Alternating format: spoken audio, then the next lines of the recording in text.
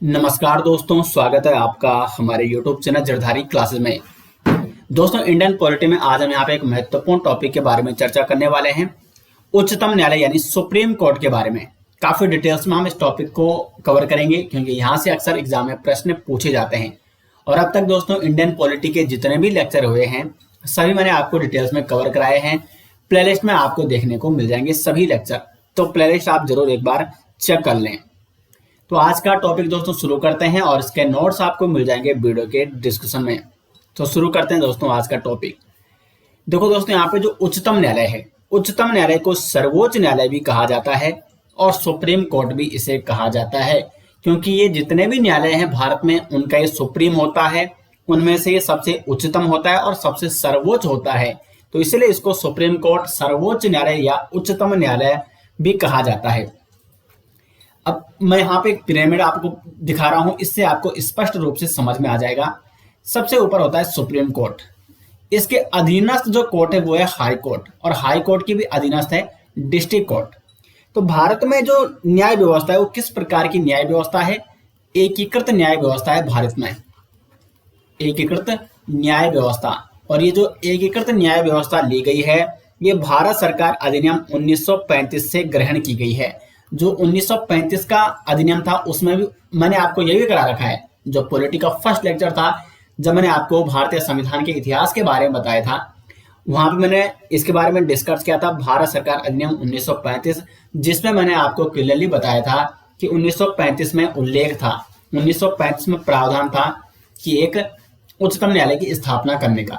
तो जो भारत में एकीकृत न्यायिक व्यवस्था ली गई है ये कहाँ से ग्रहण की गई है? भारत सरकार अधिनियम 1935 से ये ग्रहण की गई। और ये एकीकृत न्यायिक व्यवस्था क्या है कि इसमें जो सबसे ऊपर जो सर्वोच्च वो एक ही न्यायालय है और सारे न्यायालय उसके अधीनस्थ हैं, यानी सुप्रीम कोर्ट। वो केवल एक न्यायालय कौन सा है? वो है सुप्रीम कोर्ट, जो कि सभी न्यायालयों का सुप्रीम है, सभी न्यायालयों में उच्चतम है। और बाकी जो हाई कोर्ट हो गया, डिस्ट्रिक्ट कोर्ट हो गए, ये सारे सुप्रीम कोर्ट के अधीनस्थ आते हैं। अगर हम बात करें भारतीय सर्वोच्च न्यायालय की यानी उच्चतम न्यायालय की, यानी सुप्रीम कोर्ट, तो ये अस्तित्व में कब आया? भारत का जो सुप्रीम कोर्ट ये अस्तित्व में आया 28 जनवरी 1950। 26 जनवरी 1950 को हमारा संविधान लागू हुआ और इसके 2 दिन बाद यानी 28 जनवरी 1950 को भारत का सुप्रीम कोर्ट यहाँ पे अस्तित्व में आया। और इसके जो प्रथम मुख्य न्यायाधीश बने थे वो कौन बने थे, ये भी कई बार प्रश्न पूछा जाता है। तो हरिलाल जे कानिया, हरिलाल जे कानिया इसके प्रथम मुख्य न्यायाधीश बने थे। प्रश्न ये भी पूछा जा सकता है कि भारत के किस मुख्य न्यायाधीश ने राष्ट्रपति के रूप में भी कार्य किया है? तो justice M Hidayatullah, M Hidayatullah ये ऐसे राष्ट्रपति थे दोस्तों जिन्होंने राष्ट्रपति के रूप में भी कार्य किया है। तो ये तो मैंने आपको सुप्रीम कोर्ट के थोड़ा हिस्ट्री के बारे में आपको यहाँ पे अवगत कराया है। अब जो हम यहाँ पे डिस्कस करने वाले हैं महत्वपूर्ण, वो है भारतीय संविधान में सुप्रीम कोर्ट के बारे में जो उल्लेख मिलता है। तो भारतीय संविधान में सुप्रीम कोर्ट का विवरण मिलता है भाग 5 के अनुच्छेद 124 से लेकर अनुच्छेद 147 तक। तो 124 से लेकर 47 तक हम यहाँ पे डिटेल्स में चर्चा करने वाले हैं। तो अब हम बात करेंगे यहाँ पे उच्चतम न्यायालय से संबंधित आर्टिकल के बारे में। सबसे पहला अनुच्छेद 124, बहुत ही महत्वपूर्ण अनुच्छेद। अगर सुप्रीम कोर्ट से सर्वाधिक प्रश्न पूछे जाएंगे तो इसी आर्टिकल से पूछे जाएंगे। और इसमें ये बहुत बड़ा आर्टिकल है, इसमें बहुत सारे क्लोज भी है। क्या कहता है आपका अनुच्छेद 124? उच्चतम न्यायालय की स्थापना और गठन के बारे में इसमें विवरण देखने को मिलता है। तो इसका जो पहला क्लोज है अनुच्छेद 124(1), इसमें कहा गया है कि भारत का एक उच्चतम न्यायालय होगा और साथ ही साथ इसमें न्यायाधीशों की संख्या की भी बात की गई है। न्यायाधीशों की संख्या कितनी होगी सुप्रीम कोर्ट में? तो अगर मैं मूल रूप से आपको बताऊं, मूल रूप से जो सुप्रीम कोर्ट में न्यायाधीशों की संख्या थी वो थी दोस्तों कुल 8, जिसमें 1 थे मुख्य न्यायाधीश और 7 थे अन्य न्यायाधीश। लेकिन वर्तमान में जो अधिकतम संख्या है सुप्रीम कोर्ट में न्यायाधीशों की वो है यहाँ पे 34, जिसमें 1 तो है मुख्य न्यायाधीश और 33 होंगे अन्य न्यायाधीश। ये अधिकतम होगी। कई बार इससे कम हो जाते हैं, कई बार मतलब इससे कम तो हो सकते हैं कई बार, लेकिन इससे अधिक नहीं होंगे। ठीक है, तो वर्तमान में जो अधिकतम न्यायाधीशों की संख्या हो सकती है सुप्रीम कोर्ट में, वो हो सकती है 34, यानी एक उसमें मुख्य न्यायाधीश होंगे और 33 उसमें अन्य न्यायाधीश हो सकते हैं। तो 34 अभी वर्तमान में है, जबकि मूल रूप से कितनी थी ये संख्या? मूल रूप से थी 8। और न्यायाधीशों की संख्या के बारे में कानून कौन बनाता है? तो ये भी संसद डिसाइड करती है, संसद इसमें कानून बनाता है। उसके बाद अनुच्छेद 124 का जो क्लोज 2 है, ये क्या कहता है? तो ये कहता है कि सुप्रीम कोर्ट के न्यायाधीशों की नियुक्ति कौन करेगा? राष्ट्रपति करता है। तो प्रश्न अगर सीधा साधा पूछा गया है कि सुप्रीम कोर्ट के न्यायाधीशों की नियुक्ति कौन करता है? राष्ट्रपति करता है, लेकिन किसकी सिफारिश पर? यहाँ पे सिफारिश किसकी सिफारिश पर? तो यहाँ पे कॉलेजियम सिस्टम होता है। अभी मैं आपको कॉलेजियम सिस्टम के बारे में डिटेल्स में समझाऊंगा। तो सुप्रीम कोर्ट के न्यायाधीशों की नियुक्ति कौन करता है? राष्ट्रपति करता है, लेकिन किसकी सिफारिश पर? कॉलेजियम की सिफारिश पर। साथ ही साथ देखो, मुख्य न्यायाधीश की नियुक्ति भी राष्ट्रपति करेगा, अन्य न्यायाधीशों की नियुक्ति भी राष्ट्रपति करेगा, लेकिन किसकी सिफारिश पर? कॉलेजियम की सिफारिश पर। अब पहले इसको कॉलेजियम जो ये सिस्टम है इसको समझते हैं। कॉलेजियम जो प्रणाली ये आई थी, इसका गठन किया गया था सर्वप्रथम 1993 में, यानी कॉलेजियम प्रणाली जो कॉलेजियम सिस्टम सुप्रीम कोर्ट में लागू किया गया 1993 में ये लागू किया गया था। और कॉलेजियम क्या करता है? जिस भी, चाहे वो न्यायाधीश है चाहे वो मुख्य न्यायाधीश है, ठीक है, तो राष्ट्रपति इससे सिफारिश लेता है कि किसको न्यायाधीश बनाना है और किसको मुख्य न्यायाधीश बनाना है। एक बात आपको और नोट करनी है कि सुप्रीम कोर्ट का जो न्यायाधीश होगा वो वही बनेगा जो या तो जो न्यायाधीश होगा, ठीक है, सुप्रीम कोर्ट का न्यायाधीश ये कौन बनेगा? या तो 10 साल तक वो हाई कोर्ट में क्या रह चुका हो? वकील यानी एडवोकेट रहा हो, और या तो वो 5 साल तक हाई कोर्ट में क्या रहा हो? जज रहा हो।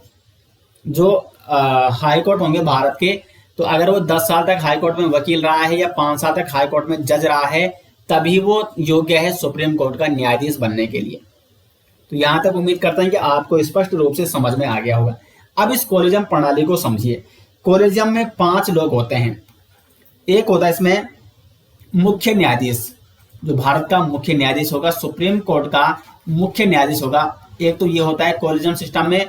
प्लस में 4 कौन होते हैं? वरिष्ठ न्यायाधीश होते हैं, वरिष्ठ न्यायाधीश।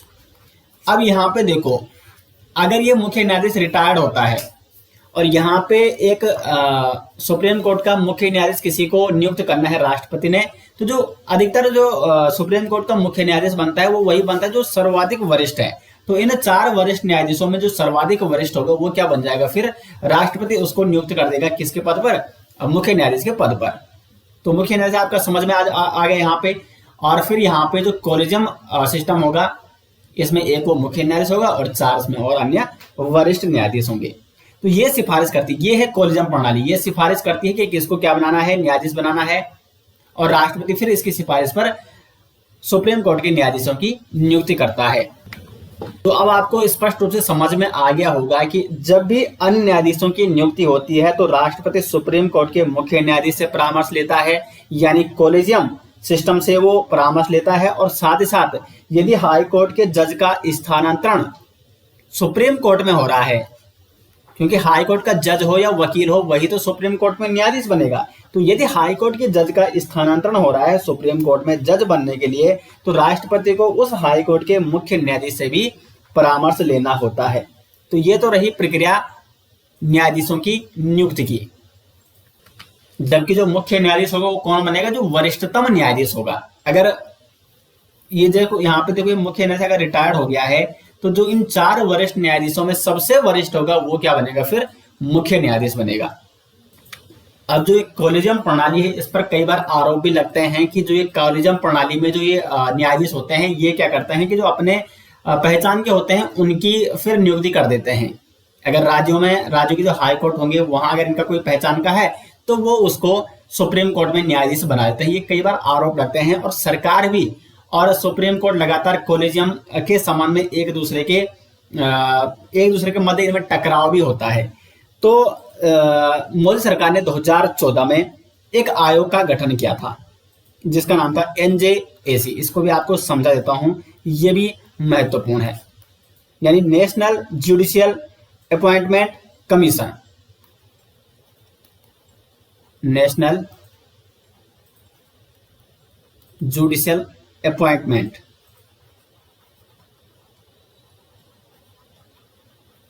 और कमीशन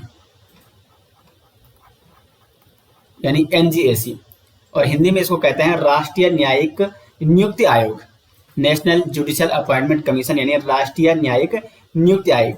99वें संविधान संशोधन के माध्यम से, 99वें संविधान संशोधन किया था गवर्नमेंट ने इसमें 2014 में, और इस समय केंद्र में किसकी सरकार थी, जो भाजपा की सरकार है, एनडीए की सरकार है, यानी प्रधानमंत्री नरेंद्र मोदी की सरकार। 99वां संविधान संशोधन 2014 के माध्यम से एक आयोग का गठन किया गया जिसका नाम था राष्ट्रीय न्यायिक नियुक्ति आयोग। इस आयोग में क्या होना था यहाँ पे समझिए आप, इस आयोग की अध्यक्षता करनी थी भारत के जो मुख्य न्यायाधीश हैं। तो इसमें जो अध्यक्ष होगा वो कौन होगा, मुख्य न्यायाधीश होगा, मुख्य न्यायाधीश होगा। साथ साथ इसके अलावा इसमें सुप्रीम कोर्ट के 2 वरिष्ठ न्यायाधीश होंगे, वरिष्ठ न्यायाधीश सुप्रीम कोर्ट के। साथ साथ दोस्तों इसमें सुप्रीम कोर्ट के 2 वरिष्ठ न्यायाधीश होंगे और केंद्रीय विधि मंत्री, एक वो इसमें केंद्रीय जो कानून मंत्री है यानी विधि मंत्री हैं। तो ये सरकार का आदिम हो गया, केंद्रीय विधि मंत्री, और 2 अन्य हस्ती इसमें शामिल होनी थी, 2 अन्य लोग हैं, 2 अन्य हस्ती इसमें शामिल होनी थी। और इन 2 हस्तियों की चयन किसने करना था, तो प्रधानमंत्री ने, सुप्रीम कोर्ट के मुख्य न्यायाधीश और विपक्ष के नेताओं को इन 2 अन्य हस्तियों की नियुक्ति करनी थी। और यदि इस आयोग के 2 सदस्य, जो ये टोटल ये आयोग बन चुका है, कंप्लीट आयोग बन चुका है, इसमें एक अध्यक्ष हो गया, 2 वरिष्ठ न्यायाधीश, केंद्रीय मंत्री 2, 3, 4 और 2 यानी कुल 6 लोग हैं इसमें। तो इन 6 लोगों में से यानी इस आयोग के यदि 2 सदस्य किसी नियुक्ति पर असहमत हो जाते हैं तो वो नियुक्ति, वो सिफारिश क्या होगी, रद्द मानी जाएगी। यानी इन 6 सदस्यों में अगर 2 सदस्य क्या हो गए, उस नियुक्ति पर, अगर कोई नियुक्ति न्यायाधीश की नियुक्ति करनी है, क्योंकि ये आयोग क्यों गठित किया गया, इसका नाम ही है नेशनल जुडिशियल अपॉइंटमेंट कमीशन, यानी न्यायाधीशों की नियुक्ति करने के लिए इस आयोग का गठन किया गया। और इन 6 सदस्यों में से, इस आयोग के 6 सदस्यों में से अगर 2 सदस्य किसी नियुक्ति पर राजी नहीं हुए तो वो सिफारिश फिर वो आयोग नहीं करेगा। तो सरकार ने कोलिजन प्रणाली को समाप्त करने के लिए ये यहाँ पे आयोग लाया, लेकिन वर्ष 2015 में सुप्रीम कोर्ट ने इस अधिनियम को असंवैधानिक करार दिया और सुप्रीम कोर्ट ने कहा कि जो ये एनजीएसी है यानी नेशनल जुडिशियल अपॉइंटमेंट कमीशन है, ये न्यायपालिका के कामकाज में हस्तक्षेप करेगा। यानी अब इसमें सरकार की भी कहीं ना कहीं दखल हुई, क्योंकि इसमें सरकार का केंद्रीय विधि मंत्री हैं, जो ये 2 अन्य सदस्य होंगे ये सरकार के भी कई बार नियुक्त हो सकते हैं। ठीक है, तो जो कोलिजन प्रणाली है इस पर कई बार सरकार और सुप्रीम कोर्ट आमने सामने आ जाते हैं। उम्मीद करते हैं कि आपको दोस्तों कोलिजन प्रणाली का स्पष्ट रूप से समझ में आ गई होगी। अब हम आगे बढ़ते हैं, बात करते हैं अनुच्छेद 124 के क्लॉज 3 के बारे में। इसमें है न्यायाधीशों की अर्हता के बारे में, यानी योग्यता के बारे में यहाँ पे बात की गई है। तो सुप्रीम कोर्ट का न्यायाधीश कौन बनेगा, यदि वो भारत का नागरिक हो, साथ साथ उसने उच्च न्यायालय यानी हाई कोर्ट में 5 साल तक वो न्यायाधीश रहा हो, न्यायाधीश यानी जज रहा हो, और साथ साथ यदि अगर ये नहीं है तो उच्च न्यायालय में 10 साल तक अधिवक्ता रहा हो, वकील रहा हो, और साथ साथ राष्ट्रपति की दृष्टि से प्रसिद्ध विधिवेता हो।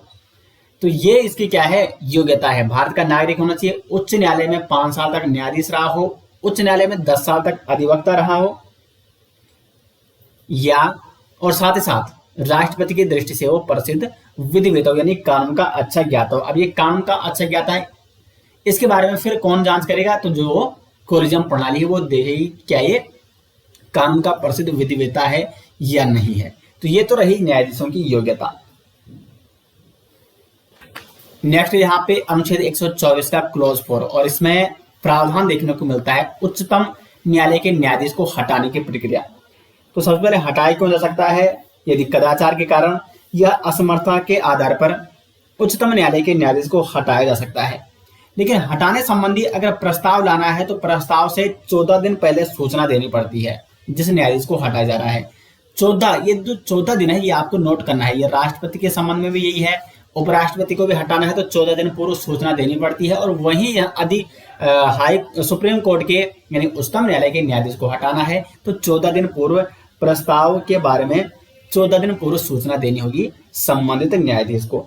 अब देखो, जो हटाने की प्रक्रिया, प्रस्ताव कहाँ लाया जाएगा, ये दोनों सदनों में लाया जा सकता है, लोकसभा और राज्यसभा। प्रश्न आपके मन में उठ सकता है कि सुप्रीम कोर्ट के न्यायाधीश को हटाने के लिए जो प्रस्ताव लाया जाता है वो किस सदन में लाया जाता है, तो लोकसभा में भी लाया जा सकता है और राज्यसभा में भी लाया जा सकता है।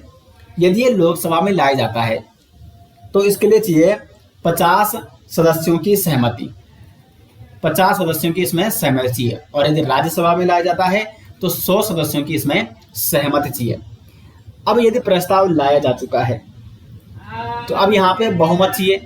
तो अगर संसद के प्रत्येक सदन द्वारा उसमें कुल सदस्य मौजूद हैं तो कुल सदस्यों का तो बहुमत चाहिए, कुल सदस्य संख्या का बहुमत चाहिए, कुल सदस्य संख्या का बहुमत। लेकिन ये दोस्तों बहुत कम टाइम होता है कि संसद के दोनों सदनों में सभी सदस्य मौजूद हों, कुल सदस्य जो वहां हैं वो मौजूद हों। इसलिए यहाँ पे दूसरा यहाँ पे प्रणाली भी है कि जो उपस्थित सदस्य हैं, यदि कुल सदस्य मौजूद नहीं है तो उपस्थित सदस्य का 2/3 बहुमत, 2/3 बहुमत से पारित होना चाहिए और फिर न्यायाधीश को हटाया जा सकता है। तो ये तो रही न्यायाधीश को हटाने की प्रक्रिया। तो यहाँ पे दोस्तों जो ये आर्टिकल 124 है ये यहाँ पे समाप्त हो जाता है। इसमें कुछ अन्य, जैसे अगर हम शपथ की बात करते हैं तो शपथ कौन देता है, राष्ट्रपति, राष्ट्रपति दिलाता है। और त्याग पत्र भी किसे देते हैं, जो न्यायाधीश होते हैं त्याग पत्र भी राष्ट्रपति को देते हैं। देखो, नियुक्ति राष्ट्रपति करता है लेकिन कोलेजियम की सिफारिश पर, शपथ राष्ट्रपति दिलाता है और त्याग पत्र भी ये राष्ट्रपति को ही देते हैं। और जो इनकी पदावधि है, पदावधि यानी कार्यकाल, वो है 65 वर्ष का। जैसे ये 65 वर्ष की आयु पूर्ण कर देते हैं, 65 वर्ष के बाद सेवानिवृत्त होने पर ये कहीं भी वकालत नहीं कर सकते हैं। जो सुप्रीम कोर्ट के न्यायाधीश होते हैं दोस्तों, ये 65 वर्ष के बाद कहीं पर भी वकालत नहीं कर सकते, क्योंकि अब ये सुप्रीम कोर्ट जो सर्वोच्च था, तो सबसे उच्चतम न्यायालय था, वहां से रिटायर्ड हो चुके हैं, वहां इन्होंने क्या की है, वकालत की है। तो इसलिए अब ये कहीं भी, क्योंकि जब सुप्रीम कोर्ट में अब ये रिटायर हो चुके हैं, तो अगर ये निम्न न्यायालयों में क्या करेंगे, वकालत करेंगे, तो वो कहीं ना कहीं वो पद का अपमान है। तो इसलिए ये अन्य कहीं भी वकालत नहीं कर सकते हैं और किसी भी लाभ का पद धारण नहीं कर सकते हैं। लेकिन उसमें जो लाभ का पद है वो राष्ट्रपति, उपराष्ट्रपति, राज्यपाल और मंत्री, ये लाभ के पद नहीं है। तो इसलिए अगर ये रिटायर्ड हो जाते हैं तो ये राष्ट्रपति बन सकते हैं, उपराष्ट्रपति बन सकते हैं, राज्यपाल बन सकते हैं, कोई मंत्री पद ये धारण कर सकते हैं। तो ये लाभ के पद नहीं होते हैं। अब हम आगे बढ़ते हैं और बात करते हैं अनुच्छेद 125 के बारे में। अनुच्छेद 125 में उच्चतम न्यायालय के न्यायाधीशों के वेतन, भत्ते और पेंशन की यहाँ पे बात की गई है। और वेतन जो दिया जाता है उच्चतम न्यायालय के न्यायाधीशों को, वो भारत की संचित निधि से दिया जाता है। तो 125 में वेतन, भत्ते और पेंशन की बात की गई है। 126, 27, 28 ये तीनों लगभग एक ही प्रकार के हैं और बहुत ही महत्वपूर्ण है। अभी आपको समझ में आ जाएगा कि 126, 27, 28 लगभग एक प्रकार से कैसे हैं। तो 126 कहता है कार्यकारी मुख्य न्यायाधीश। 126 में उल्लेख है कार्यकारी मुख्य न्यायाधीश का। देखो, कई बार क्या हो सकता है कि सुप्रीम कोर्ट का जो मुख्य न्यायाधीश है, मुख्य न्यायाधीश वो किन्हीं स्वास्थ्य कारणों से या किन्हीं अन्य कारणों से वो उन्होंने क्या कर दिया है, पद का त्याग कर दिया या उनको हटा दिया गया है, हटाए संबंधी प्रस्ताव उनके खिलाफ ला दिया है, या किसी की मृत्यु हो जाती है, ठीक है, तो कुछ समय के लिए यहाँ पे कार्यकारी मुख्य न्यायाधीश नियुक्त किया जाता है। तो यदि सुप्रीम कोर्ट के मुख्य न्यायाधीश पर किसी कारण से रिक्त हो गया है, सुप्रीम कोर्ट के जो मुख्य न्यायाधीश का पद है वो किसी कारण से रिक्त हो गया है, तो राष्ट्रपति सुप्रीम कोर्ट के अन्य न्यायाधीशों में से किसी को भी कार्यकारी मुख्य न्यायाधीश नियुक्त कर सकता है। तो राष्ट्रपति क्या करेगा, अन्य न्यायाधीश हैं जो सुप्रीम कोर्ट के, उन्हें क्या बनाएगा, कार्यकारी सीजेआई यानी चीफ जस्टिस ऑफ इंडिया, नहीं सीजेआई नहीं, सीजेआई तो मुख्य होता है, कार्यकारी न्यायाधीश, ठीक है। राष्ट्रपति किसी अन्य न्यायाधीश को कार्यकारी न्यायाधीश बनाएगा तब तक जब तक सीजेआई का जो पद है, जो मुख्य न्यायाधीश का पद है, वो किसी कारण से रिक्त हो चुका है, तो तब तक कार्यकारी मुख्य न्यायाधीश नियुक्त करता है राष्ट्रपति। तो कार्यकारी मुख्य न्यायाधीश की नियुक्ति कौन करता है? राष्ट्रपति के द्वारा वो नियुक्ति की जाती है। किसी अन्य न्यायाधीश, जो उच्चतम न्यायालय के अन्य न्यायाधीश हैं, उनमें से किसी एक को कार्यकारी मुख्य न्यायाधीश नियुक्त किया जाता है। 127 है यहाँ पे तदर्थ न्यायाधीशों की नियुक्ति। ये तदर्थ जो न्यायाधीश है, इसे कहा जाता है ad hoc justice. Ad hoc justice, ये महत्वपूर्ण है। कई बार क्या होता है दोस्तों, सर्वोच्च न्यायालय में न्यायाधीशों की जो गणपूर्ति होती है, जो कोरम होता है, वो पूरा नहीं हो पाता है। गणपूर्ति यानी कोरम, गणपूर्ति को अंग्रेजी में क्या कहते हैं? कोरम कहते हैं। तो अगर सुप्रीम कोर्ट में न्यायाधीशों की गणपूर्ति पूरी नहीं हो पा रही है, यानी कोरम पूरा नहीं हो पा रहा है, तो सुप्रीम कोर्ट का मुख्य न्यायाधीश किसी उच्च न्यायालय के यानी हाई कोर्ट के किसी न्यायाधीश को अस्थायी काल के लिए नियुक्त करता है।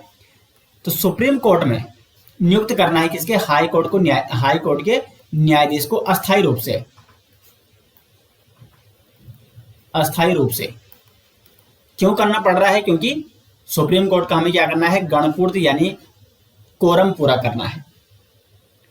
तो जब ये हाई कोर्ट का न्यायाधीश सुप्रीम कोर्ट में न्यायाधीश बनेगा अस्थायी रूप से, तो इस न्यायाधीश को कहा जाता है एड हॉक जस्टिस। तो एक एड हॉक जस्टिस यानी तदर्थ न्यायाधीश किसे कहते हैं? तदर्थ न्यायाधीश एक अस्थायी न्यायाधीश होता है, जो कि गणपूर्ति यानी कोरम पूरा करने के लिए हाई कोर्ट से सुप्रीम कोर्ट में उसे नियुक्त किया जाता है। और ऐसा करने के लिए जो संबंधित उच्च न्यायालय का मुख्य न्यायाधीश होता है, उससे परामर्श या राष्ट्रपति की मंजूरी भी ली जाती है। तो ये तो रहा तदर्थ न्यायाधीश, यानी सुप्रीम कोर्ट में हाई कोर्ट से न्यायाधीश नियुक्त करना है, लेकिन अस्थायी रूप से, और इसे कहा जाएगा एड हॉक जस्टिस। क्यों किया जाता है इसे? गणपूर्ति यानी कोरम पूरा करने के लिए। दूसरा यहाँ पे 128 अनुच्छेद 128 यानी अवकाश प्राप्त न्यायाधीशों की नियुक्ति। कई बार क्या होता है कि जो न्यायाधीश अवकाश प्राप्त कर चुके हैं, वो रिटायर्ड हो चुके हैं, उन्हें भी दोबारा क्या किया जाता है? सुप्रीम कोर्ट में नियुक्त किया जाता है। क्यों किया जाता है? क्योंकि देखो, हाई कोर्ट से हमने सुप्रीम कोर्ट में जज नियुक्त किए कोरम पूरा करने के लिए, और इन्हें कहा गया तदर्थ न्यायाधीश। कई बार क्या होता है कि हाई कोर्ट में भी न्यायाधीशों की संख्या में कई है, वहां खुद ही क्या नहीं हो रहा है? गणपूर्ति नहीं हो रही है। तो फिर अगर हम हाई कोर्ट से न्यायाधीश लाएंगे तो वहां तो पहले ही कमी है, तो वहां कमी पड़ जाएगी। तो इसलिए यहाँ पे क्या किया जाता है कि सुप्रीम कोर्ट में जो अवकाश प्राप्त न्यायाधीश हैं, उनकी नियुक्ति की जाती है गणपूर्ति यानी कोरम पूरा करने के लिए। तो यदि हाई कोर्ट में भी जजों की कमी है या हाई कोर्ट मना कर दे, तो ऐसी स्थिति में सुप्रीम कोर्ट की गणपूर्ति पूरा करने के लिए सुप्रीम कोर्ट का मुख्य न्यायाधीश क्या करता है? राष्ट्रपति की अनुमति पर सुप्रीम कोर्ट के जो सेवानिवृत्त यानी अवकाश प्राप्त न्यायाधीश हैं, उनकी नियुक्ति करता है सुप्रीम कोर्ट में। इसका उल्लेख मिलता है अनुच्छेद 128। तो अब आपको समझ में आ गया अनुच्छेद 126, 127 और 128 लगभग एक जैसे क्यों हैं। अब हम आगे बढ़ते हैं, बात करते हैं अनुच्छेद 129 के बारे में। अनुच्छेद 29 एक बहुत ही महत्वपूर्ण आर्टिकल है। ये कहता है उच्चतम न्यायालय एक अभिलेख है। सुप्रीम कोर्ट क्या है? एक अभिलेख है। अब देखो, ये अभिलेख कैसा है? यानी सुप्रीम कोर्ट के द्वारा जो दिए गए निर्णय हैं, उनका रिकॉर्ड रखा जाएगा, और सुप्रीम कोर्ट के अंतर्गत सभी अधीनस्थ न्यायालय सुप्रीम कोर्ट के निर्णय का पालन करेंगे। तो यानी सुप्रीम कोर्ट एक अभिलेख है। अभिलेख मतलब होता है कि सुप्रीम कोर्ट ने जो लिख दिया है, उसका पालन सभी करेंगे। उसके अधीनस्थ जितने भी न्यायालय हैं, चाहे तब वो हाई कोर्ट आता है या डिस्ट्रिक्ट कोर्ट आता है, सबसे ऊपर कौन है? Supreme court. तो सुप्रीम कोर्ट ने जो आदेश दे दिया है, जो उसने अभिलेख दे दिया है, उसका पालन सभी करेंगे इसके अधीनस्थ न्यायालय, और इसका जो निर्णय है वो रिकॉर्ड रखा जाता है। तो उच्चतम न्यायालय एक अभिलेख है। जो ये अभिलेख जो ये कहता है, उसका आदेश सभी को मानना पड़ता है। तो 129 में है उच्चतम न्यायालय एक अभिलेख है। 130 क्या कहता है? उच्चतम न्यायालय का स्थान। तो उच्चतम न्यायालय का स्थान कहाँ होगा, इसके बारे में उल्लेख मिलता है अनुच्छेद 130 में। ये ज्यादा इंपॉर्टेंट नहीं है। तो उच्चतम न्यायालय का जो स्थान है वो कहाँ है? दिल्ली में है। सुप्रीम कोर्ट का मुख्यालय अभी वर्तमान में कहाँ है? मुख्यालय तो वर्तमान में है ये दिल्ली में। लेकिन राष्ट्रपति मुख्य न्यायाधीश से परामर्श लेकर कहीं पर भी भारत में सुप्रीम कोर्ट की ब्रांच यानी खंडपीठ की स्थापना कर सकता है। सुप्रीम कोर्ट की अधिकांश बैठकें दिल्ली होंगी, क्योंकि ऑफकोर्स वहां पे क्या है, सुप्रीम कोर्ट का मुख्यालय है। लेकिन सुप्रीम कोर्ट का मुख्य न्यायाधीश राष्ट्रपति से अनुमति लेकर कहीं पर भी बैठक करा सकता है, और अब तक 2 जगह ये बैठक हो चुकी है। एक बार ये श्रीनगर में हुई थी सुप्रीम कोर्ट की बैठक, और एक बार ये हुई है हैदराबाद में। तो सामान्यतः जो अधिकतम बैठक होती है वो दिल्ली में ही होते हैं, दिल्ली में ही फैसला सुनाए जाते हैं। लेकिन सुप्रीम कोर्ट का जो मुख्य न्यायाधीश है वो राष्ट्रपति की अनुमति लेकर अन्य जगहों पर भी बैठक करा सकते हैं सुप्रीम कोर्ट की, जिसमें एक बार श्रीनगर में हुई है बैठक और एक बार हैदराबाद में, केवल 2 बार अभी। 131 उच्चतम न्यायालय की आरंभिक या प्रारंभिक अधिकारिता। अब यहाँ पे सुप्रीम कोर्ट को कुछ ऐसे अधिकार दिए गए हैं जिन पर सुनवाई करने का अधिकार केवल सुप्रीम कोर्ट को ही है। सुप्रीम कोर्ट को सुनवाई करने का अधिकार,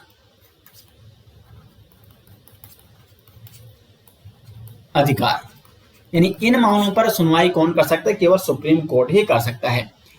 3 प्रमुख विषय हैं ऐसे, मैं यहाँ पे लिख रहा हूं, ये आपको नोट करना है क्योंकि अत्यंत महत्वपूर्ण है। यदि केंद्र व राज्य के मध्य विवाद हो जाए, केंद्र और राज्य के मध्य विवाद हो जाए, तो इस पर फैसला करने का अधिकार, इस पर सुनवाई करने का अधिकार किसको है, सुप्रीम कोर्ट का है। दूसरा है 2 राज्यों की सरकार के मध्य विवाद, यानी 2 राज्यों के मध्य विवाद, इस पर भी फैसला करने का अधिकार है सुप्रीम कोर्ट को। और तीसरा है यहाँ पे गुटबाजी हो गई अगर, और गुटबाजी किस किस के मध्य, कई बार हो सकता है कि देखो केंद्र में जिस पार्टी की सरकार है और कुछ राज्यों में जिस पार्टी की सरकार है, तो वो राज्य किसके साथ आ गई, केंद्र के साथ आ गए, और जिन अन्य राज्यों में विपक्ष की सरकार है वो दूसरी ओर आ गई, यानी इन दोनों के मध्य विवाद हो गया।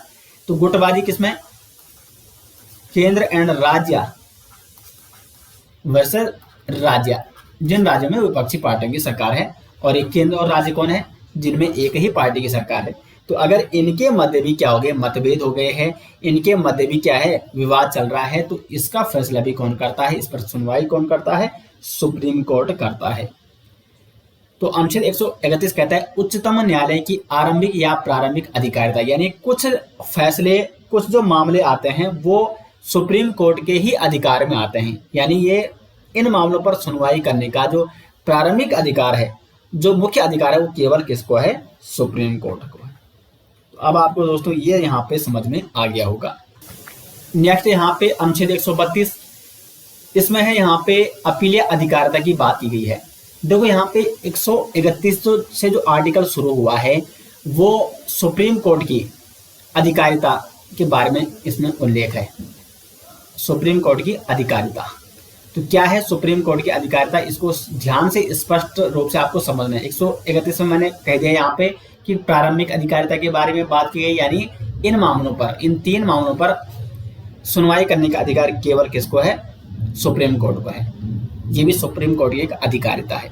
उसके बाद 132 सुप्रीम कोर्ट की एक और अधिकारिता क्या है कि इसमें अपीलीय अधिकारिता के बारे में बताया गया। अब क्या है ये अपीलीय अधिकारी, तो कई बार क्या हो सकता है कि जैसे कोई मामला है, आपका कोई मामला है, आपने हाई कोर्ट में अर्जी लगाई, ठीक है, आप हाई कोर्ट गए, हाई कोर्ट ने फैसला सुना दिया, लेकिन हाई कोर्ट के फैसले से आप सहमत नहीं है, तो आप जो सर्वोच्च न्यायालय है उसके पास जाओगे, वहां पर अपील लगाओगे।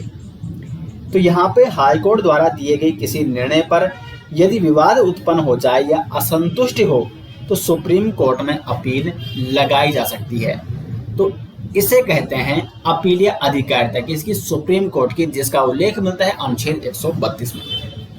अब ये अपीलीय क्षेत्राधिकार में भी ये 2 तरह के हो सकते हैं, दीवानी मामले हो सकते हैं, फौजदारी मामले होते हैं। तो जो दीवानी मामले हैं यानी सिविल मामले, तो सिविल मामले का उल्लेख मिलता है अनुच्छेद 133 में, जबकि जो आपराधिक मामले हैं या जो फौजदारी मामले होते हैं उसका विवरण मिलता है अनुच्छेद 134 में।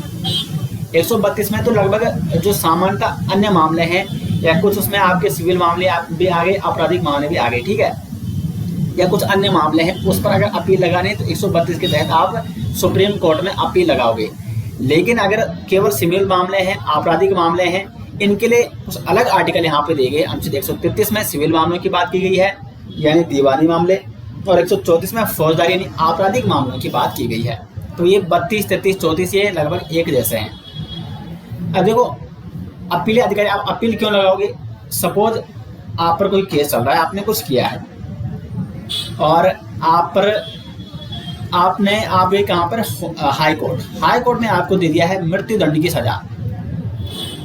फिर आप अपील लगाओगे सुप्रीम कोर्ट में, ठीक है। तो हाई कोर्ट ने जो निर्णय दिया है उस पर सुनवाई कर सकता है सुप्रीम कोर्ट, ये इसके अधिकारिता क्षेत्र में आता है और सुप्रीम कोर्ट में कोई व्यक्ति अपील लगा सकता है। आपने कई बार देखा होगा, बहुत सारे लोग ऐसे होते हैं जो हाई कोर्ट के निर्णय से संतुष्ट नहीं होते हैं और फिर वो सुप्रीम कोर्ट में क्या लगाते हैं? अपील लगाते हैं। तो 132, 33, 34 ये क्या है?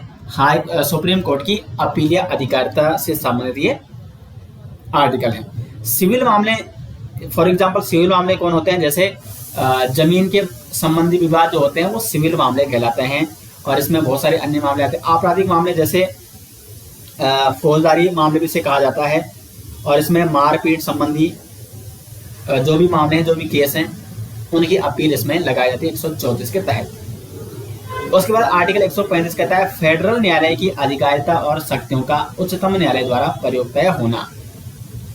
फेडरल न्यायालय, ये जब ब्रिटिश न्यायालय था तो इस समय इसे फेडरल न्यायालय कहा जाता था, ठीक है। ब्रिटिश जो न्यायालय होता था, जो ब्रिटिश का सुप्रीम न्यायालय होता था, उसे फेडरल न्यायालय कहलाता था, वो फेडरल न्यायालय उसे कहते थे, ठीक है। तो फेडरल न्यायालय की अधिकारिता और शक्तियों का उच्चतम न्यायालय द्वारा प्रयोक्तय होना, इसमें कहा गया है कि कुछ मामले ऐसे हो सकते हैं जो आर्टिकल 133 में नहीं आ रहे हैं, यानी सिविल मामलों में नहीं है, 134 में भी नहीं, यानी आपराधिक मामलों में भी नहीं है।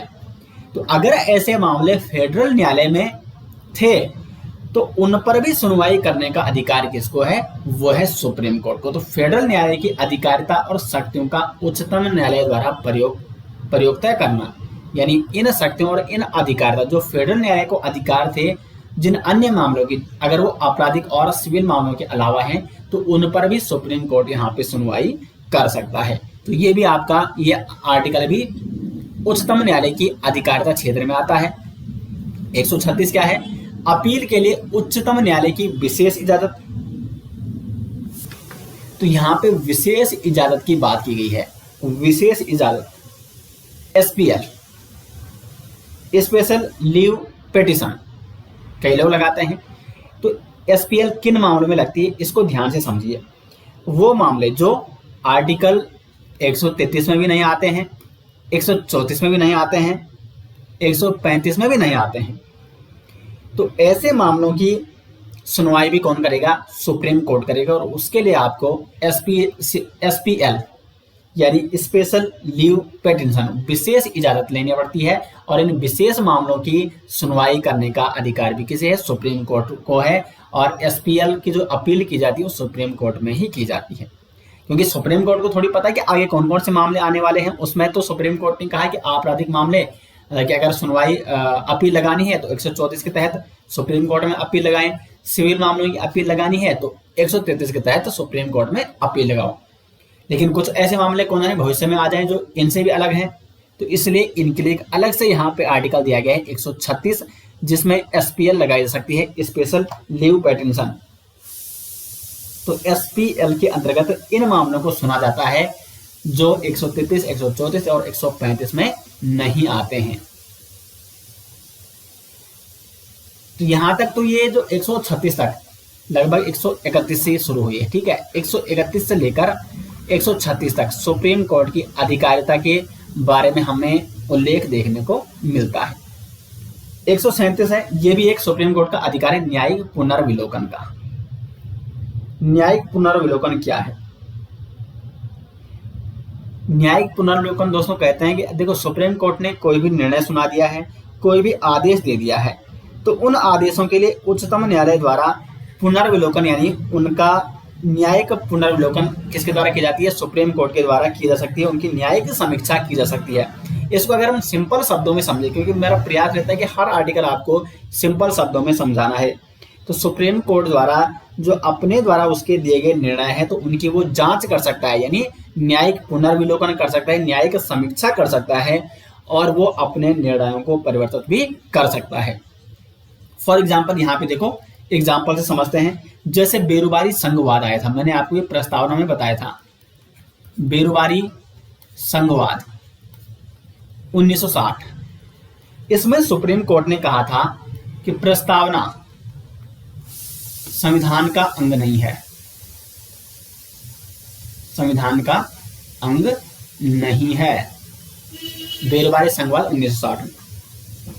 जबकि जो 1973 का जो केशवानंद भारती केस आया,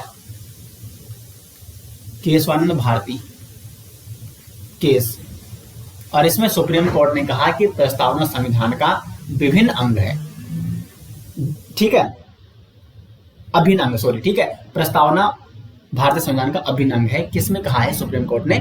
1973 के केशवानंद भारती केस में।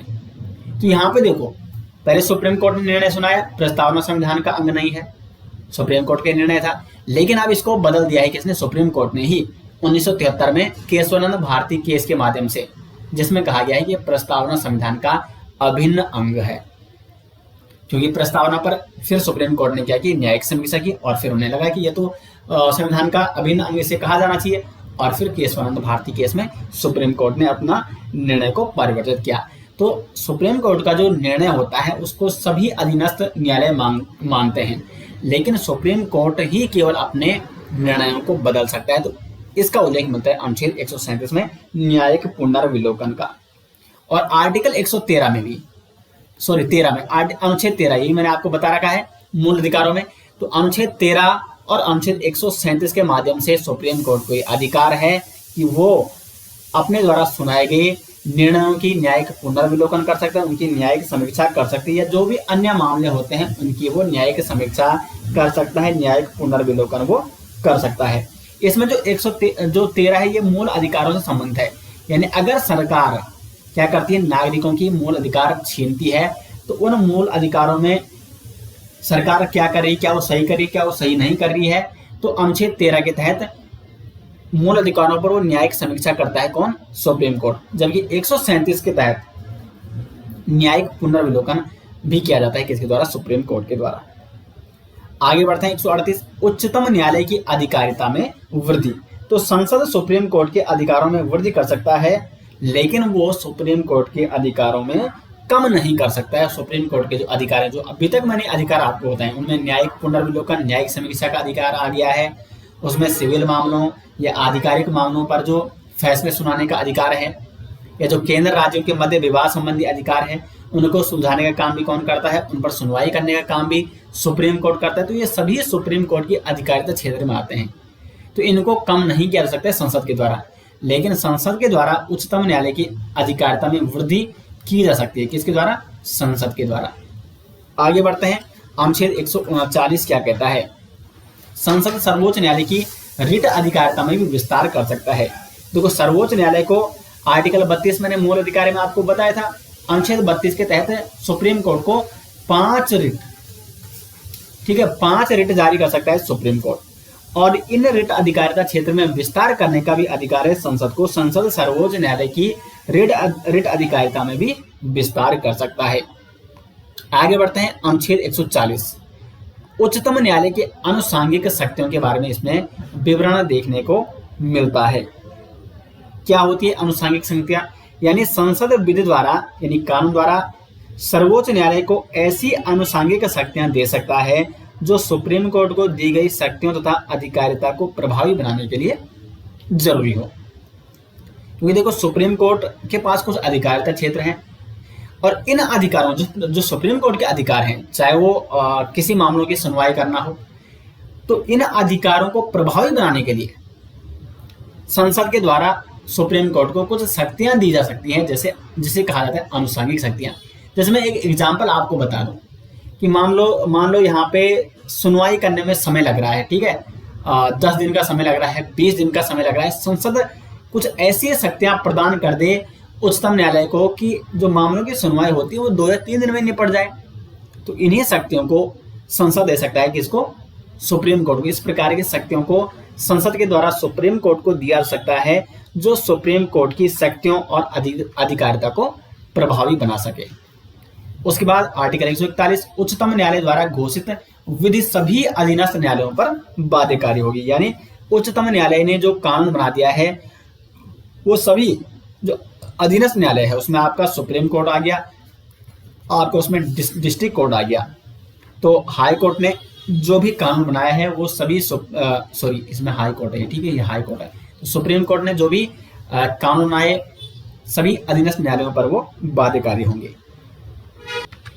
उसके बाद अनुच्छेद 142 उच्चतम न्यायालय की डिक्रियों और आदेशों का प्रवर्तन और प्रकटीकरण आदि के बारे में आदेश। देखो सुप्रीम कोर्ट एक शक्ति ये भी दी गई है कि कई बार क्या होता है कि जैसे किसी विषय पर कानून बनाना है, एक मस्त एग्जांपल, एक अच्छा एग्जांपल दोस्तों मैं आपको यहाँ पे देने का प्रयास करता हूं, जैसे कि जनसंख्या नियंत्रण कानून, जनसंख्या नियंत्रण कानून जिस पर कई बार चर्चा होती है, कई लोग बोलते हैं जरूरी है देश के भविष्य के लिए। तो अगर सरकार इस पर कानून लाना चाह रही है, ठीक है, सुप्रीम कोर्ट ने भी कह दिया है सरकार को इस पर जल्द से जल्द कानून बनाया जाए। अब सरकार क्या करेगी, सरकार एकदम से तो कानून नहीं बना पाएगी, सरकार पहले समीक्षा करेगी, फिर वो संसद में इसको पारित करेगी, बहस होगी, कई बार फिर वोटिंग होगी, अब वो पारित होता है कि नहीं होता है, कुल मिला के इसमें समय लगेगा। तो सुप्रीम कोर्ट को ये शक्तियां यहाँ पे दी गई है कि वो इस पर जनसंख्या नियंत्रण कानून पर, या मैं एक एग्जाम्पल आपको बता रहा हूँ, ठीक है, या ऐसे अन्य विषयों पर वो कानून बना सकता है, ठीक है। जब तक किसी अन्य कानून को सरकार द्वारा या संसद के द्वारा लागू नहीं किया जाता है तब तक सुप्रीम कोर्ट का आदेश सर्वोपरि होगा। यानी सुप्रीम कोर्ट ने जो इस पर कानून बना दिया है या जो आदेश दे दिया है वो तब तक क्या हो जाएगा, लागू रहेगा। सुप्रीम कोर्ट इस शक्ति का प्रयोग अनेक मामलों में उसने वो कर सकता है और अभी तक भी किया है। तो कुछ ऐसे मामले जिस पर अभी कानून नहीं बन पा रहा है या संसद उसमें बनाने का प्रयास कर रहा है और अगर सुप्रीम कोर्ट ने आदेश दे दिया है तो वो कानून की तरह ही माना जाएगा और वो तब तक वो सर्वोपरि रहेगा जब तक वो कानून उस पर सरकार के द्वारा नहीं बनाया जाता। तो इसे कहते हैं उच्चतम न्यायालय की डिक्रियों और आदेशों का प्रवर्तन और प्रकटीकरण आदि के बारे में इसमें आदि के आदेश के बारे में उल्लेख मिलता है। 143 क्या कहता है, सुप्रीम कोर्ट की सलाहकारिता अधिकारिता राष्ट्रपति सुप्रीम कोर्ट से सलाह ले सकता है। अनुच्छेद 143 के माध्यम से यह महत्वपूर्ण प्रश्न एग्जाम में पूछा जाता है कि राष्ट्रपति सुप्रीम कोर्ट से किस अनुच्छेद के तहत सलाह ले सकता है। तो अनुच्छेद 143 से, ये मैंने आपको कई बार पहले भी मैं बता चुका हूं।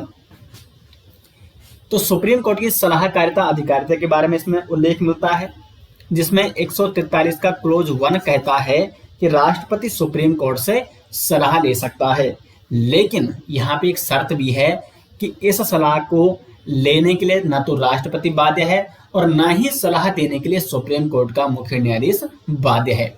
दोनों ये बाध्य नहीं। अगर राष्ट्रपति जाता है सुप्रीम कोर्ट के मुख्य न्यायाधीश से सलाह लेने के लिए तो सुप्रीम कोर्ट का मुख्य न्यायाधीश जरूर नहीं कि सलाह दे, उसके लिए वो बाध्य नहीं। और साथ ही साथ राष्ट्रपति भी इस चीज के लिए बाध्य नहीं है कि उसे सुप्रीम कोर्ट के न्यायाधीश की सलाह लेनी होगी। तो इसके लिए ये दोनों बाध्य नहीं है, लेकिन राष्ट्रपति सुप्रीम कोर्ट से सलाह ले सकता है किसके माध्यम से, अनुच्छेद 143 के माध्यम से। अब हम आगे बढ़ते हैं और बात करते हैं अनुच्छेद 144 के बारे में।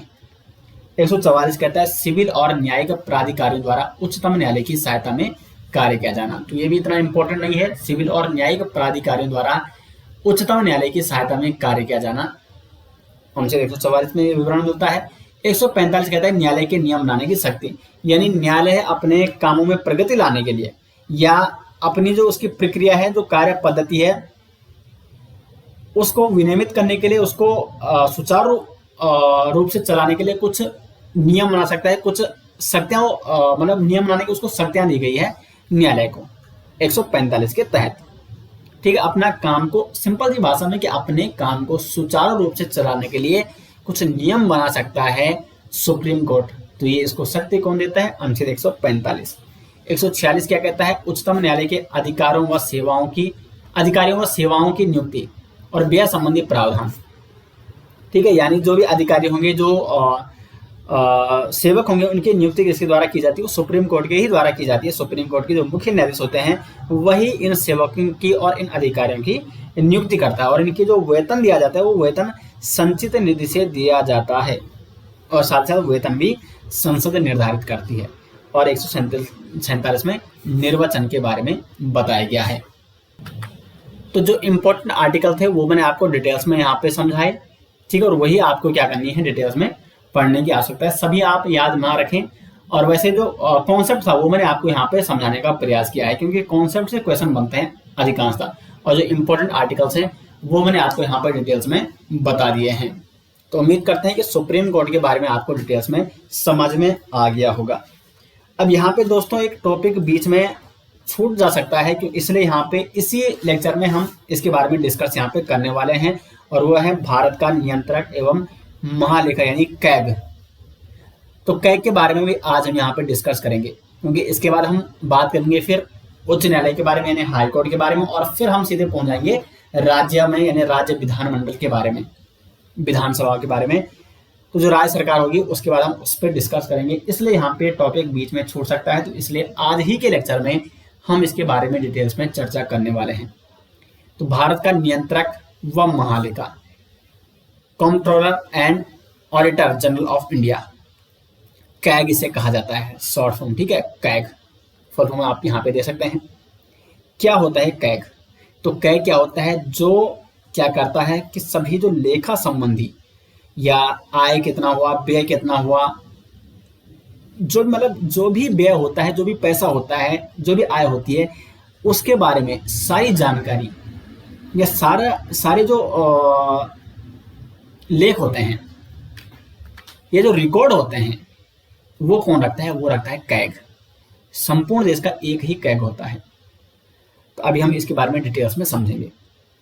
तो कैग का सबसे पहले जो विवरण मिलता है, अनुच्छेद 148 क्या है, तो ये 148 से लेकर 151 तक इसका उल्लेख देखने को मिलता है। 148 कहता है कि भारत का एक नियंत्रक एवं महालेखा परीक्षक होगा। भारत का एक नियंत्रक और महालेखा परीक्षक होगा। इसको थोड़ा ऐसा कर देते हैं। तो इसका उल्लेख है, भारत का एक नियंत्रक और महालेखा परीक्षक होगा। ये कौन कहता है? अनुच्छेद 148 कहता है, ठीक है, महत्वपूर्ण ये आर्टिकल है। अब देखो इसकी नियुक्ति कौन करता है? तो कैग की नियुक्ति की जाती है राष्ट्रपति के द्वारा। किसकी सलाह पर? पीएम यानी प्रधानमंत्री की सलाह पर। तो प्रधानमंत्री की सलाह पर राष्ट्रपति कैग यानी भारत का नियंत्रक व महालेखा की नियुक्ति करता है। और शपथ भी कौन दिलाता है? तो राष्ट्रपति दिलाता है। और त्याग पत्र भी ये किसे देता है अपना? तो त्याग पत्र भी अपना ये राष्ट्रपति को देता है। इसके कार्यकाल की अगर बात करें तो इसका जो कार्यकाल होता है वो होता है 6 वर्ष, 6 वर्ष का या 65 वर्ष, जो भी पहले हो, ठीक है। या तो 65 वर्ष की आयु अगर उसकी पूरी हो चुकी है तो फिर वो क्या ले लेगा? रिटायर ले लेगा, सेवानिवृत्त हो जाएगा। या 6 वर्ष उसने पूरे कर लिए हैं कैग के पद पर, तो वो क्या हो जाएगा? सेवानिवृत्त हो जाएगा कैग के पद से। अब अगर हम बात करें अनुच्छेद 149 की, तो अनुच्छेद 149 कहता है कैग के कर्तव्य और शक्तियां, उसके कार्य क्या है, उसके कर्तव्य क्या है, उसके शक्तियां क्या है। तो जो कैग की कर्तव्य और शक्तियां हैं वो ये हैं कि देखो, जो सार्वजनिक धन है, सार्वजनिक धन, क्योंकि उसी से तो देश में जो भी विकास हो रहा है, जो भी देश में धन का इस्तेमाल हो रहा है, वो वही सार्वजनिक धन होता है। उसे क्या कहते हैं? हम सार्वजनिक धन कहते हैं। तो सार्वजनिक धन का सही इस्तेमाल हो रहा है या नहीं हो रहा है, सार्वजनिक धन लोक हित में उसका प्रयोग हो रहा है कि नहीं हो रहा है, कहीं कोई मंत्री उस पैसे को हड़प तो नहीं जा रहा है, या कहाँ घोटाले हो रहे हैं, वो सारी चीजें कौन देखता है? वो कैग देखता है। यानी कितना आय हुआ, कितना व्यय हुआ, ये सारे रिकॉर्ड कौन रखता है? कैग रखता है। B.R. अम्बेडकर ने कहा था ये संविधान का सबसे महत्वपूर्ण जो अधिकारी पद है वो कौन है? वो कैग यानी भारत का नियंत्रक और महालेखा परीक्षक। इसको कहा था भीमराव अम्बेडकर ने कि यह भारतीय संविधान का सबसे महत्वपूर्ण अधिकारी होगा, क्योंकि सारे रिकॉर्ड ये रख रहा है। धन व्यय और केंद्र और राज्य सरकार के जो धनों के बारे में उसके बारे में ये रिकॉर्ड रखता है। साथ साथ जो कैग होता है वो भारत की संचित निधि और प्रत्येक राज्य जिसकी विधानसभा में संचित निधि से संबंधित जो खाते होते हैं उनके सभी प्रकार के खर्चों का परीक्षण भी कौन करता है? कैग। तो कैग केंद्र के साथ साथ जो राज्य के खर्चे होते हैं उनसे संबंधित रिकॉर्ड भी रखता है और उनसे संबंधित खर्चों का भी ये परीक्षण करता है। साथ साथ भारत और जो राज्यों की संचित निधि होती है, आकस्मिक निधि होती है, जो सार्वजनिक खाते होते हैं उनका भी ये क्या करता है? परीक्षण करता है। केंद्र और राज्य सरकार के सभी लाभ हानि, बैलेंस शीट और जो खाते होते हैं इनका भी ये परीक्षण करता है। तो ये सब इसकी क्या है? कार्य और शक्तियां हैं। तो इसका उल्लेख मिलता है अनुच्छेद 149 में। उसके बाद अनुच्छेद 150 संघ और राज्यों के लेखा व प्रारूप। तो संघ और राज्यों के जो लेखा और प्रारूप होते हैं वो कैग की सलाह पर राष्ट्रपति के अनुसार रखने होते हैं। और साथ साथ जो कैग का पद है इसकी योग्यता क्या होती है? तो सुप्रीम कोर्ट के न्यायाधीश के बराबर इसकी योग्यता होती है। और हटाए जाने की जो प्रक्रिया होती है उसकी, वो भी क्या होती है? जो सुप्रीम कोर्ट के न्यायाधीश को हटाए जाने की प्रक्रिया है वही इसकी भी होती है। तो योग्यता भी वही है और हटाए जाने की प्रक्रिया भी जो सुप्रीम कोर्ट का न्यायाधीश होता है उसी के जैसी होती है। उसके बाद 151 है संपरीक्षा प्रतिवेदन यानी ऑडिट रिपोर्ट। जो रिपोर्ट होती है कैग की उसे कहते हैं ऑडिट रिपोर्ट। तो ये रिपोर्ट अपने किसको सौंपता है? तो जो कैग होता है ये अपनी रिपोर्ट सौंपता है राष्ट्रपति को। तो राष्ट्रपति इसको संसद की पटल पर रखता है, यानी संसद में रखता है। और संसद में जो लोक लेखा समिति होती है, लोक लेखा समिति, वो इस रिपोर्ट को देखती है। लोक लेखा समिति ये इस रिपोर्ट को क्या करती है? देखती है। इसमें लगभग 22 सदस्य होते हैं, जिसमें 15 लोकसभा के होते हैं, 7 राज्यसभा के सदस्य होते हैं। तो ये जो लोक लेखा समिति होती है वो इस रिपोर्ट को देखेगी। तो उम्मीद करते हैं दोस्तों कि आज का जो लेक्चर हमने आपको कराया है, मैंने आपको सुप्रीम कोर्ट के बारे में बताया, मैंने आपको यहाँ पे कैग के बारे में यानी भारत का जो नियंत्रक और महालेखा है उसके बारे में डिटेल्स में यहाँ पे समझाने का प्रयास किया है। लेक्चर आपको कैसा लगा कमेंट बॉक्स में जरूर बताएं। तो मिलते हैं दोस्तों नेक्स्ट लेक्चर के साथ, तब तक के लिए धन्यवाद।